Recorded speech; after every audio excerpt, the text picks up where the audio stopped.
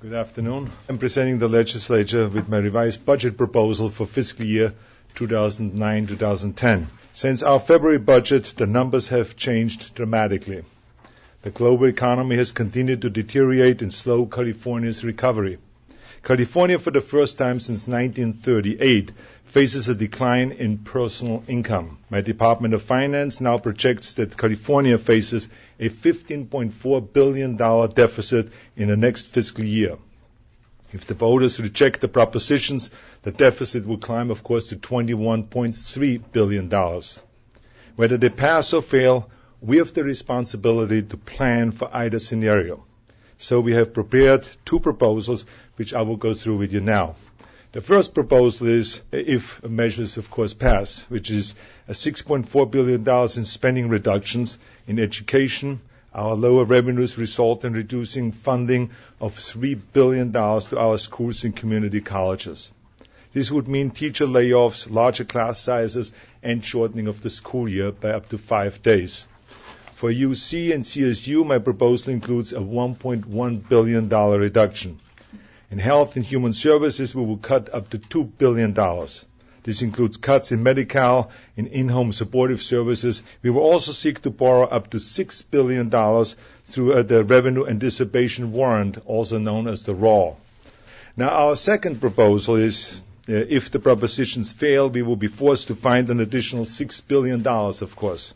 First, the cuts to education and health and human services will be much more severe.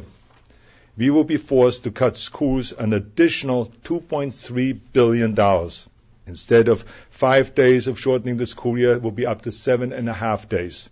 We will cut an additional $200 million from UC and CSU. Health and Human Services will be cut an additional $600 million.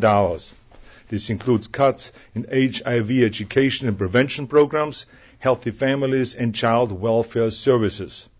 We also have no other option than to look at two areas that no one wants to touch, especially me, which is public safety and local government. I propose turning over thousands of undocumented immigrant prisoners to federal custody, which will save us more than $100 million. I also propose that wobbler crimes be served in county jails rather than in prisons, which will also save us another $100 million. I also propose borrowing a total of $2 billion from local government. Now, I absolutely despise taking money from local government, but as I said, this is only under the worst case scenario in case those initiatives don't pass, because this goes for the very heart of our communities, our firefighters, our police officers, our parks, libraries, and so on. But these are the numbers, and they don't lie. Now, within my budget, I also propose a series of critical measures to make government more efficient and also to cut costs. Tomorrow, my administration is sending out 5,000 layoff notices to state employees in various different agencies and departments. This equals 5% of our general fund workforce.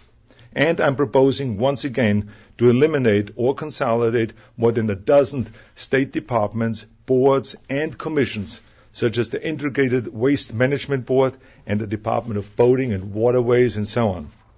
I will also ask for the legislators' help to free up cash by selling off some of the state properties, such as St. Quentin, the Coliseum, and Cal Expo. This is the harsh reality and the crisis that we face.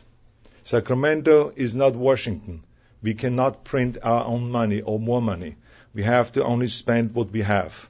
As governor, I have the responsibility, of course, to level with the people on the tough choices that we face in the future. Now, as I've mentioned before, much of California's budget crisis stems from the global economic downturn, but the rest of it is self-inflicted. I fought for budget reform many times. I fought first when I came into this office in 2003, but it was voted down by the legislature. I fought again for budget reform in 2005, and it was voted down by the people. And now I'm fighting once again on May 19th. I want people to think about this here. If my budget reform would have been in place for the last 10 years, our budget deficit now would be only half. To fix the system, I need the people's help. I know that the people are sick and tired of hearing about Sacramento's dysfunction. Many Californians have reached the point where the budget and deficit are four-letter words.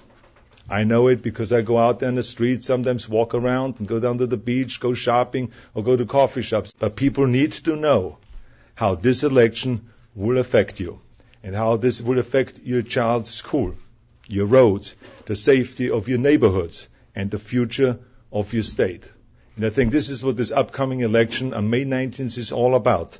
And so this is the question about this election, whether we continue to tumbling down the path of financial ruin and despair, or whether we stand up and dust ourselves off and start the slow but steady march back towards prosperity. So I hope that the people would join me in that march. Thank you very much.